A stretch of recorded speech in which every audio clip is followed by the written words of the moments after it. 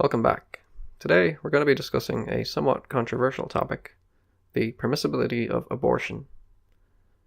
I say controversial for at least a couple of reasons. One being that debates on this topic tend to get heated fast, often resulting in the moral outrage of all involved. So this is one of those cases where becoming Mr. Rational McSkeptic is a bit of a double-edged sword. You could lose all your strongly opinionated friends, but by God you'll have fun doing it. And the second point of controversy is that for once, the philosophers disagree about as much as the general public on the issue. Since there isn't a philosophical consensus, I'm focusing exclusively on arguments, one per video to keep things brief. Also, in service of brevity, I will sometimes make follow-up videos for objections and responses. I figure this is the best way to introduce newcomers to the issues without losing them in the details, while keeping the more experienced viewers from wasting their time. Well, that's probably enough housekeeping. Let's begin. And we're starting with an argument against abortion, because whenever I ask people about the topic, the second most common response after confused disgust is a dismissal of the anti-abortion stance as a hangover of religious dogma. Now, I'm not sure how widely this view is held, but it is worth mentioning because its falsity is trivially demonstrated by our first argument. And that's because our first argument happens to be a secular argument against abortion. And this one comes from the wonderfully named philosopher Don Marquis. His argument is called the future value or future like ours argument, and can be found in either of two essays, Why Abortion is Immoral and An Argument that Abortion is Wrong. In this video I'm working more from the latter because it's more recent, but you could read either. Both are interesting and accessible. Marquis' strategy is actually pretty inventive, so it warrants a little background before discussing the argument itself. You see, he thinks the traditional debate on abortion has been unproductive. In fact, he thinks it leads to a sort of stalemate, where both sides will end up making similar arguments and objections about where life, or personhood, or whatever, begins, with neither making any substantial progress. We'll leave the truth of that claim to one side for now. What's important is the effect it had on Marquis' thinking. Because of the apparent deadlock, he decided to approach the matter from a different, if not entirely sensible angle, asking why it's wrong to kill humans in general. And why would that be important? Well, quite apart from the obvious reasons you've probably just thought of, if we can understand why it's wrong to kill humans, what feature or fact makes it so, and the same happens to be true of fetuses, then we have an argument against abortion. If not, then we have an argument for abortion. We can summarize this reasoning like so. 1. It's wrong to kill humans.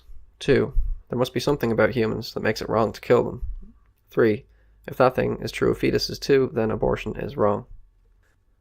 1 is assumed by Marquis, and probably most of us for that matter. So the major task will be in defending 2 and 3. For today's introductory purposes, we'll only be looking at 2 because of its central role in the argument. So how to explain 2 then? Well, what we're after here is, by any other name, an account of the wrongness of killing humans, an explanation of why it's wrong to, and in what that wrongness consists. Of course, this implies we don't already have a good explanation, which you might want to dispute, and if you do, post your own ideas in the comments, and I'll include the best ones in the next part. This will be important, so don't be shy about it. In both essays, Marquis concludes a couple of alternative and intuitive-sounding explanations of the wrongness of killing, and argues against them. Hardly an exhaustive list, but it isn't really the place for one, and neither is this video, so I'm not going to spend that much time on alternate explanations. But to give you a sense, here are a couple of accounts he rejects. First is social connections. Killing us cannot be wrong because of social connections, since we think it's wrong to kill hermits and others like them who lack such connections. Social connections might play a role in explaining the wrongness of some killings, but cannot therefore be the fundamental reason that killing is wrong. And the second he considers is the brutalization of the killer. What he has in mind here is the effect killing has of hardening one to other immoral acts.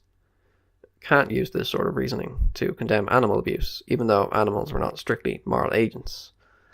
But 2 here can't be explained by the brutalization of the killer, because the wronging of the victim is what's supposed to explain the killer's brutalization, not the other way around.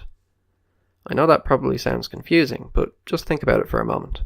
If committing immoral acts makes one brutal, then the act's immorality cannot account for the brutalization. Instead, it is caused by it. And Marquis takes these observations to imply that the wrongness of killing is not explained by its effects on others, but by what it does to the victim. And what's so bad about killing for the victim anyway? Premature death, Marquis says, is bad for a person because it robs them of their future. It's a hell of a thing, killing a man. You take away all he's got, and all he's ever gonna have. Yeah. So what counts for Marquis when it comes to the wrongness of killing is having future experiences. But bear in mind that not just any future experiences will do. If, for instance, one's remaining lifespan is filled with intolerable pain, illness, or constant torture, then it might not be any great wrong to kill them. So it isn't just having any future that matters. It has to be a future that's valuable or desirable in some way, hence the name Futures of Value. Two other points I'll make about this notion to avoid probable confusion. First, what makes a future valuable will vary from person to person.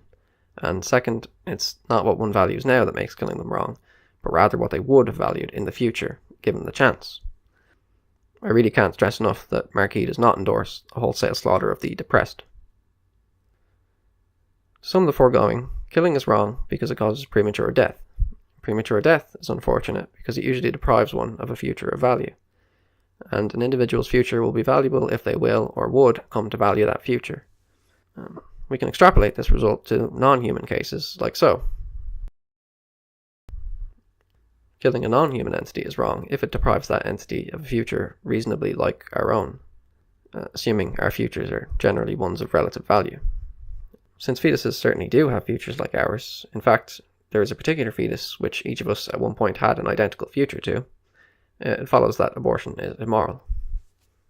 Or, symbolically speaking, for all x, if x has a future of value, then killing x is wrong. For all x, if x is a fetus, then x has a future of value. To the conclusion that, therefore, for all x, if x is a fetus, then killing x is wrong. And that is Don Marquis' secular argument against abortion. Next time we'll look at the best objections and critiques I can find to see if the argument stands.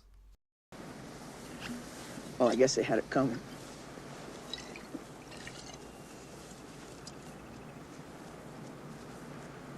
We all have it coming, kid.